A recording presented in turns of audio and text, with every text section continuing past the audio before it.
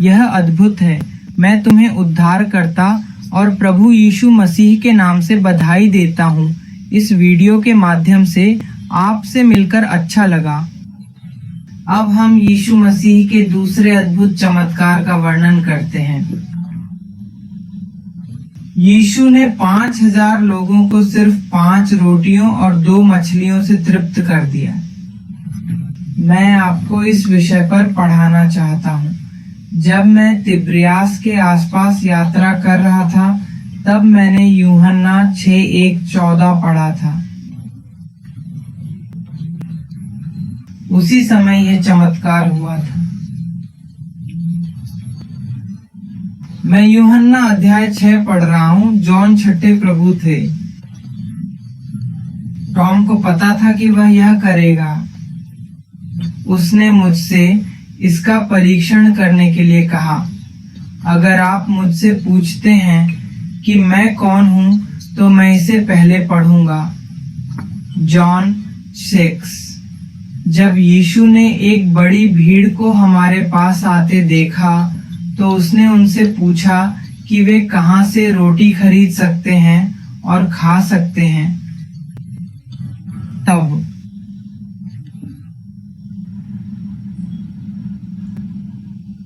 यीशु मसीह पूछ रहा है। वे पूछते हैं कि हमें सही भोजन कहाँ मिल सकता है।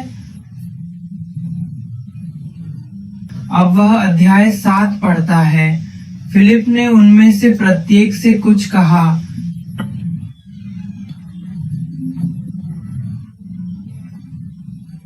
21। उनके पास रोटी भी पर्याप्त नहीं थी। मेरा मतलब है एसिड। मैंने जो पढ़ा है वह यह है कि अगर हम थोड़ा सा लें तो भी 200 रोटियां पर्याप्त नहीं हैं, लेकिन हजारों लोगों के हाथों में 5 रोटियां और 2 मछलियां हैं। यूहन्ना 6:8। उस समय एक शिष्य सिमयोन पीटर के भाई एंड्रयू ने उससे कहा। अब एक और आदमी कहता है। एंड्रयू नाम का एक आदमी बात कर रहा था। मैं अध्याय 9 पढ़ रहा हूँ। यहाँ एक आदमी है, उसके हाथ में 5 रोटियां और 2 मछलियां थीं। इतने सारे लोगों में वे एकमात्र हैं। तब ये एंड्रयू भी कहता है कि हम सब 5 हो। हे प्रभु, अब इन लोगों में से 1000 हैं। जब उसने पूछा कि हम कैसे जिएंगे, तो मैंने पद 10 पढ़ा। यीशु ने कहा, लोगों को बैठने दो। क्या उस जगह पर बहुत सारी घास है?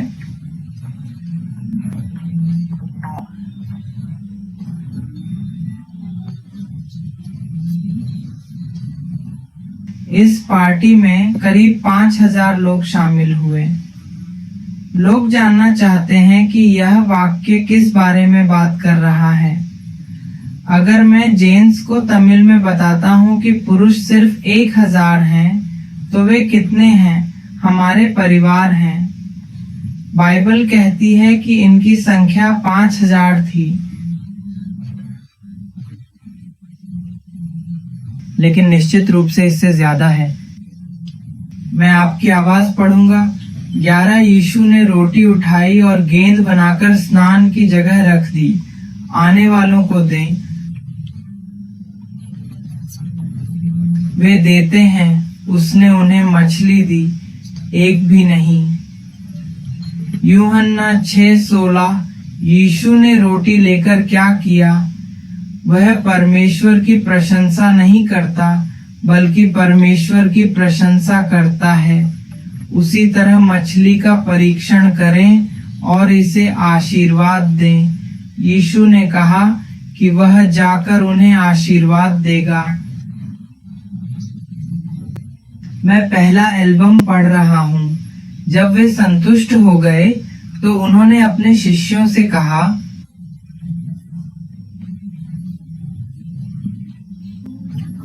उन्होंने कहा कि शेर को चोट न पहुंचाने के लिए बचे हुए साहस को एक साथ रखें। मेरे पिताजी बहुत बड़े हो गए हैं। यीशु मसीह ने क्या कहा जब उसके पिता उसे लेने आए थे? एक और दूसरे ने वीणा को चोट पहुंचाई। उसने मुझे इसे रखने के लिए कहा। 13वीं आयत के अनुसार वे पढ़ते हैं, वे 5 गेहूं की रोटियां एक साथ जोड़ेंगे। उन्होंने बचे हुए भोजन और कपड़े के साथ 12 टोकरियां भरी। जो कुछ भी बचा है उसके पास 12 टोकरी और 12 बैग हैं। फिर मैंने पद 16 को पढ़ा और उन्हें बताया कि कितना पैसा बचा है।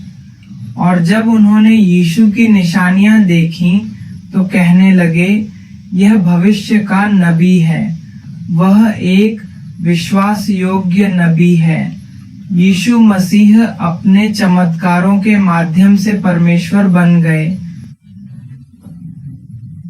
यीशु ने एक चमत्कार किया और 5000 लोगों में से 12 टोकरियां इकट्ठी की। उसने सिर्फ एक काम किया। जब यीशु कहीं आता है तो वह हमें बताता है कि वह एक जीवित व्यक्ति है। मैं आपको वह गंध दिखाता हूँ। यूहन्ना 6:27-30। इसलिए मैं यूहन्ना 6:27 पढ़ता हूँ कि तुम उस भट्टी के लिए काम नहीं करते, परंतु उस अनंत जीवन के लिए काम करते हो जिसे मनुष्य का पुत्र तुम्हें देगा। भगवान ने उसे पिता कहा। मेरा मतलब है यीशु मसीह एक कमीने हैं। क्या आप इस चमत्कार को देखते हैं? 5000 से अधिक लोग, यहाँ तक कि 12 लोग आते हैं। आप उस फिल्म को बर्बाद कर देंगे। चलो यह खाएं, चलो भोजन बर्बाद कर दें। लेकिन अगर मैं कहता हूँ कि भोजन अमर अमरता के लिए है, तो तमिल भोजन विनाश के लिए भोजन नहीं बल्कि अमरता के लिए भोजन है। आप कहते हैं कि आप इस तरह से जीते हैं। 28 उन्होंने उससे कहा, परमेश्वर के कार्य को पूरा करने के लिए हमें कुछ करना चाहिए। आपको भगवान के लिए काम करना होगा। इसका मतलब है कि आपको वही करना होगा जो भगवान आपको कहते हैं। मेरे पिताजी उससे बात कर रहे थे। 12 लोग सुनते हैं। भगवान, हम क्या करेंगे? वे हमें वही करने के लिए कहते हैं जो परमेश्वर चाहता है। मैं अध्याय 29 पढ़ रहा हूँ। यीशु ने उत्तर दिया, परमेश्वर का काम यह है कि तुम उस पर विश्वास करते हो जिसने मुझे भेजा है। यीशु मसीह को परमेश्वर ने पिता के रूप में भेजा है। वह मुझे अपना नाम बताने के लिए नहीं आया। यीशु मसीह एक विश्वासी है। वह एक विश्वासी है। फिर भी जब बाइबल मोड़ दी जाती है तो वह सही करने के लिए आता है, यह कहने के बजाय कि त्रिमूर्ति केवल एक परमेश्वर, पिता, पुत्र और पवित्र आत्मा है, लेकिन वह सब कुछ है पिता के रूप में। वह एक महान भगवान है। परमेश्वर ने एक प्रकाश बनाया जो पहले कभी नहीं देखा था। अब वह खुद को परमेश्वर के पिता बना देता है। आप किस बारे में बात कर रहे हैं? हम उस पर विश्वास करते हैं जिसने मुझे भेजा है। यीशु मसीह विश्वास का आदमी था। मेरा मतलब है भगवान ने उसे भेजा है, उसे भेजा नहीं है, उसे भेजा नहीं। उन्होंने बताया कि वहां 11 लोग थे, लेकिन 6 को सार्वजनिक या अस्पष्ट किया जाना चाहिए। मैं भगवान के बारे में बात नहीं कर रहा हूँ। क्या वह परमेश्वर का खून है? इस साल मुझे बताओ, क्योंकि वह अकेला आया था और यहाँ कोई और खड़ा नहीं था। उसने क्या किया? पूरी महिमा अर्थात चरित्र जिसे परमेश्वर ने कहा था, क्या वह खुद को हमारे जैसे मनुष्य में बदल सकता था? वह यीशु मसीह के नाम पर आया था, लेकिन वह परमेश्वर को रोकने के लिए नहीं आया था। लेकिन मैं आपको आज बताता हूँ, यीशु मसीह परमेश्वर के पास नहीं आया था। वे कहते हैं कि वे ईश्वर हैं, फिर उसने एक कदम उठाया और उस रास्ते पर चल दिया। मैंने एक कदम उठाया और उन्हें बताया कि मैं भगवान हूँ। उसके लिए वह कदम दर कदम मर रहा है, लेकिन मैं बाइबल में एक आयत नहीं कहना चाहता कि मैं स्वर्गीय पिता हूँ। अगर वह मुझे अब देखता तो वह मेरे पिता को बताता। फिर उसने ऐसा क्यों कहा? पिता ने उसे भेजा ताकि जो मुझे देखता है वह पिता को देखता है। वह क्यों नहीं आता? पुत्र आता है, यीशु मसीह आता है। जब तुम इस आयत को देखोगे तो तुम देखोगे कि जिस व्यक्ति ने मुझे भेजा है वह ईमानदार है।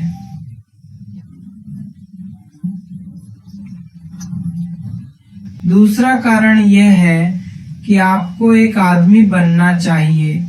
क्योंकि मनुष्य देह में आया है, इसलिए वह यह नहीं कह रहा है कि वह परमेश्वर का पिता है, क्योंकि वह एक आदमी से बात कर रहा था। यदि वह यीशु मसीह के नाम से आया है तो वह कहता है कि यदि जिस व्यक्ति ने मुझे देखा है उसने पिता को देखा है। तो जब तुम यीशु मसीह में विश्वास करते हो, जब तुम यीशु मसीह को देखते हो, तो तुम सीधे किसे देखते हो? हे भगवान, आप देखते हैं। मैं एक उदाहरण देना चाहता हूँ। हम सीधे सूर्य को नहीं देख सकते।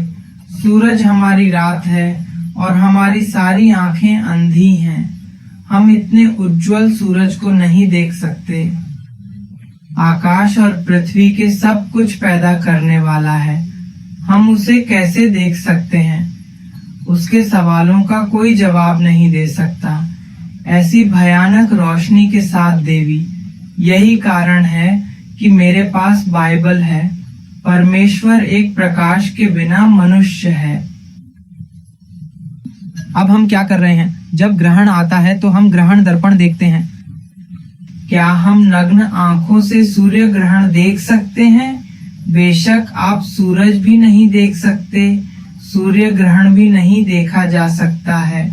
जैसे यीशु मसीह आया था और अब मैं परमेश्वर से मिलना चाहता था, लेकिन अब तक पुराने नियम में मूसा सिर्फ एक उपहार था और वह बहुत लंबे समय से परमेश्वर से मिलने आया था। अल्लाह ने आकाश और पृथ्वी को पैदा किया। उसने सिर्फ उसे दिखाया कि वह वहां कैसे पहुंची। वह 20 साल की उम्र में भी अपना चेहरा दिखाने में सक्षम नहीं था। मुझे बताओ कि आपने अभी क्या देखा है? मैं मर जाऊंगा, मैं मर जाऊंगा। इसीलिए मैं इसे अपनी पीठ पर रखता हूँ। हम यीशु मसीह को देख सकते हैं। अब हमारे पाप क्षमा कर दिए गए हैं जब वह क्रूस पर मर गया। हम पापी हैं और कोई भी उसे नहीं देख सकता। वह इस कहानी को हमारे गृहनगर में वापस लाया, क्योंकि अब नहीं कोई भी हमें पिता कहने की हिम्मत नहीं करता, क्योंकि हमारे पास हमें पिता कहने की हिम्मत है अदृश्य। लेकिन हम यीशु मसीह के आनंद के मूल परमेश्वर को देख सकते हैं।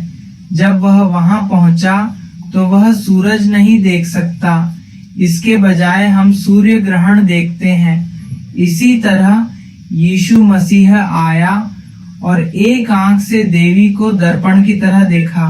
कोई भी जीवित नहीं रह सकता है। यही कारण है कि यीशु मसीह परमेश्वर का नाम है। उसने अपनी ताकत का इस्तेमाल किया। एक साधारण आदमी आता है। एक चीज जो पिता कर सकता है वह यह है कि वह लोगों के साथ मिल सकता है और यशायाह लोगों के साथ मिल सकता है। एक शक्तिशाली ईश्वर, उसकी शक्ति, उसकी महिमा इस दुनिया में आई है।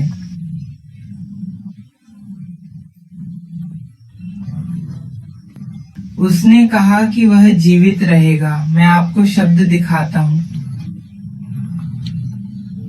जॉन एक्सवे का अधिकार। मैंने तीसरी सीट से पढ़ना शुरू किया। परमेश्वर स्वर्ग से उतरता है और दुनिया को जीवन देता है।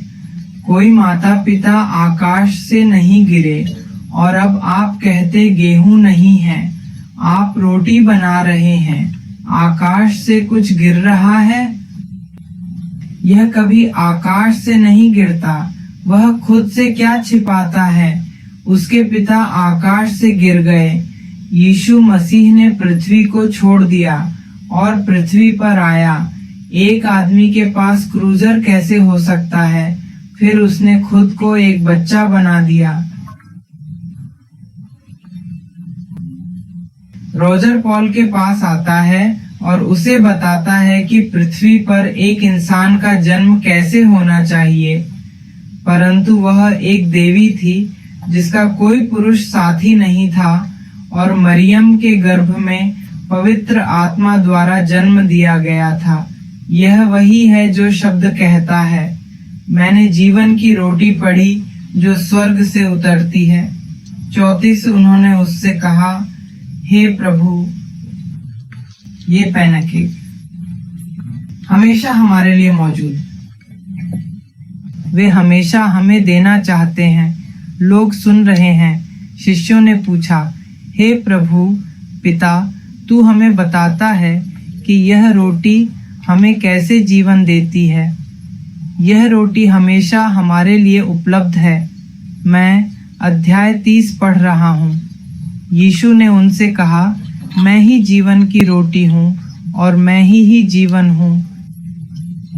एक आदमी जो मेरे पास आया, जो भूखे लोग मुझ पर विश्वास करते हैं, वे कहते हैं कि इस जगह में वह केवल रोटी नहीं बल्कि जीवित पानी है। जीवन में सबसे महत्वपूर्ण चीजों में से एक भोजन, कपड़े, आश्रय है और सही आश्रय के बिना भी कोई जीवित रहेगा। लेकिन इस दुनिया में मनुष्य के लिए सबसे महत्वपूर्ण अस्तित्व की आवश्यकता क्या है? वह खाना चाहता है। उसे पीने के लिए पानी चाहिए। पानी के बिना वह जीवित नहीं रह सकता।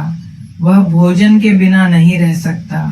मनुष्य की बुनियादी जरूरतें भोजन और पानी हैं और केवल इन दो पदार्थों के साथ ही मनुष्य जीवित रह सकता है। यीशु मसीह एक मनुष्य के रूप में इस दुनिया में आएंगे। यीशु मसीह जीवन की रोटी है, जीवन की रोटी है, जीवन की रोटी है। उसे यीशु मसीह का जीवित जल पीना चाहिए और निश्चित रूप से भोजन। जिमी के माता पिता के बारे में क्या? इस समय हमारे जीवित पिता यीशु मसीह जीवित थे। इसलिए मैं कहता हूँ कि आज हम बाबेल का टॉवर नामक एक चीज पढ़ते हैं और आप बाइबल नामक एक चीज पढ़ते हैं और आप इस घटना को पढ़ते हैं। फिर आत्मा के लिए भोजन। जब हम इस किताब को पढ़ते हैं तो हम उसकी रोटी छिपाते हैं। ये हमारा भोजन नहीं है। बाइबल के माध्यम से उसके पिता हमें आध्यात्मिक मार्गदर्शन करते हैं। इसी तरह उसका पानी पवित्र आत्मा है, क्योंकि पानी पवित्र आत्मा है। जब वह हमारे भीतर है तो वह हमारे पानी की तरह काम करता है। जिस तरह पानी के बिना मनुष्य जीवित नहीं रह सकता, उसी तरह पवित्र आत्मा के बिना परमेश्वर के मामलों को और भी अधिक जानना चाहिए। ऐसा ज्ञान किसी व्यक्ति के पास नहीं है। जब हम परमेश्वर के वचन को पढ़ते हैं तो यह एक अच्छा उदाहरण है।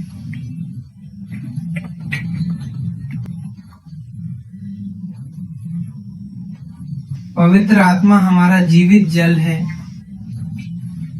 वे दोनों हमारे जीवन में प्रवेश कर रहे हैं। पट्टी एक गुण है। हमें आपको बताने की जरूरत नहीं है। हम परमेश्वर के करीब आएंगे। ठीक है, चलिए चलें। अध्याय 7 पद 17 में जीवन का पानी सबसे महत्वपूर्ण है। यह पृथ्वी को प्रकाशित करने के बारे में नहीं है। चाहे वह जीवन का पिता हो या जीवन का पानी, हम इस दुनिया के साथ नहीं रह सकते। हमारा अपना जीवन है। यह वही है जो प्रकट हुआ है। जब हम 16वीं गंध में 7वीं शक्ति को देखते हैं तो हमारे पास स्वर्ग है। हमारे पास कुछ कहना है।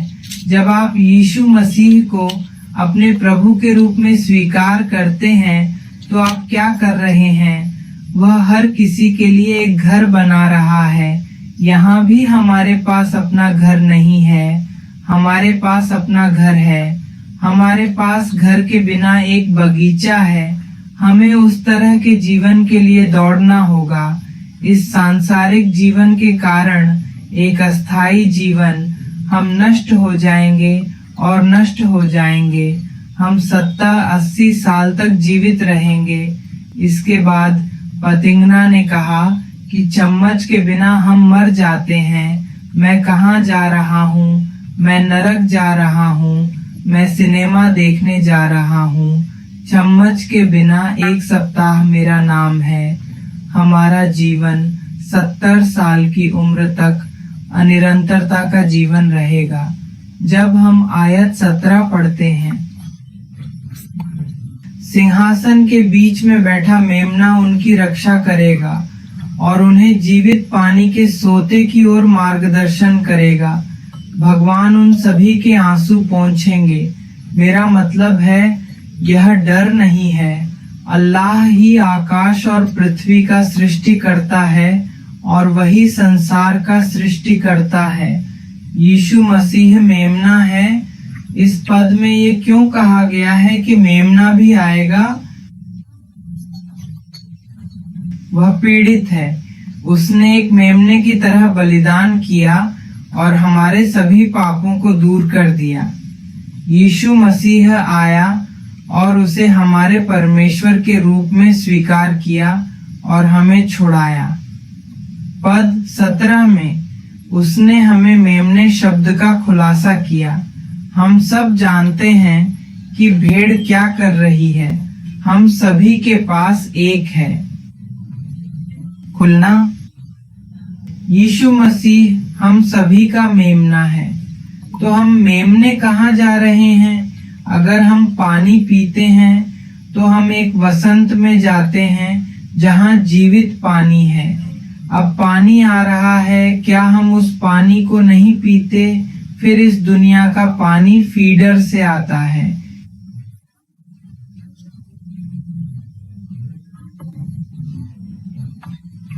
अगर भूख लगती है तो सत्ता फिर से पानी पी लेती है। वह मुझे जो पानी देता है वह मुझे प्यासा नहीं देगा, और न वह मुझे जो रोटी देता है वह मुझे भूख नहीं देगा। वह हमारे लिए सारा पानी लाएगा।